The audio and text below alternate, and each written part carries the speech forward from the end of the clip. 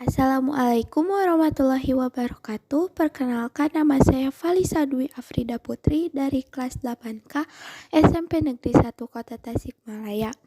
Pada kesempatan kali ini, saya akan menjelaskan salah satu pahlawan kebangkitan nasional, yaitu Dr. Ernest Dwes-Dekker atau yang lebih dikenal dengan Dwes-Dekker.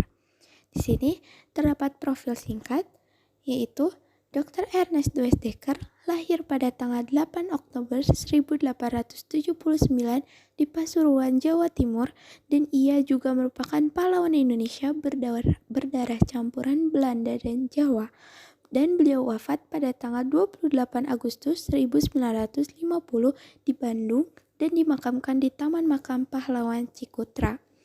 Di sini terdapat riwayat pendidikan Dr. Ernest Dwes-Dekker, yaitu beliau menempuh pendidikan sekolah dasar di Pasuruan, kemudian melanjutkan pendidikannya di HBS Surabaya, dan tidak lama di sana ia pindah ke sekolah elit di Batavia bernama Gymnasium Koning Willem III School.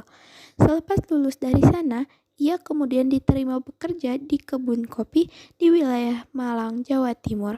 Di sana, beliau kemudian melihat bagaimana perlakuan semena-mena yang dialami oleh para pekerja pribumi di kebun kopi tersebut. Kemudian, di sini ada perjuangan Dwes-Dekker, yaitu Dwes-Dekker tergabung dalam 3 serangkai bersama Cipto Mangunkusumo dan Ki Hajar Dewantara atau Suwardi Suryaningrat. Selanjutnya, ketiganya mendirikan partai nasionalis bernama Indische Partij pada tahun 1912 dan kehadiran partai ini meniupkan roh di awal masa pergerakan dan merupakan pondasi penting nasionalisme Hindia. Dwes-Dekker adalah organisator yang tidak pernah lelah berjuang. Ia mendedikasikan hampir seluruh hidupnya untuk kemerdekaan Indonesia. Kemudian beliau sama sekali tidak gentar meski berkali-kali keluar masuk penjara dan diasingkan. Memang sejak beliau menunjukkan sikap anti penjajah, Belanda lalu mengawasi dan menganggapnya berbahaya. Beliau dianggap bisa mengompori bumi putra untuk melawan pemerintah Hindia Belanda sewaktu-waktu. Maka ketika Dwes-Dekker mendaftarkan izin Indische Partij, Belanda menolaknya. Partai ini dianggap berbahaya, mengancam keamanan dan ketertiban umum.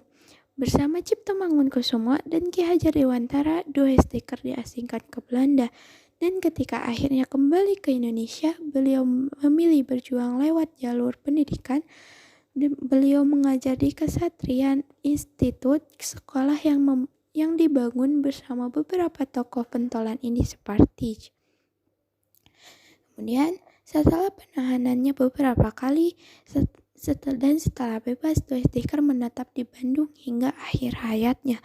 Beliau wafat pada tanggal 28 Agustus 1950 dan dimakamkan di Taman Makam Pahlawan Cikutra, Bandung, Jawa Barat.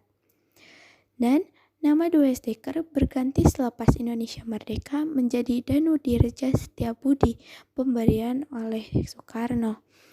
Dan atas jasa-jasanya di setiap kota besar dapat dijumpai jalan yang dinamai menurut namanya, yaitu Setiabudi. Jalan Lembang di Bandung Utara, tempat rumahnya berdiri, sekarang bernama Jalan Setiabudi. Dan di Jakarta, bahkan namanya dipakai sebagai nama suatu kecamatan, yaitu Kecamatan Setiabudi di Jakarta Selatan. Sekian yang dapat saya sampaikan. Wassalamualaikum warahmatullahi wabarakatuh.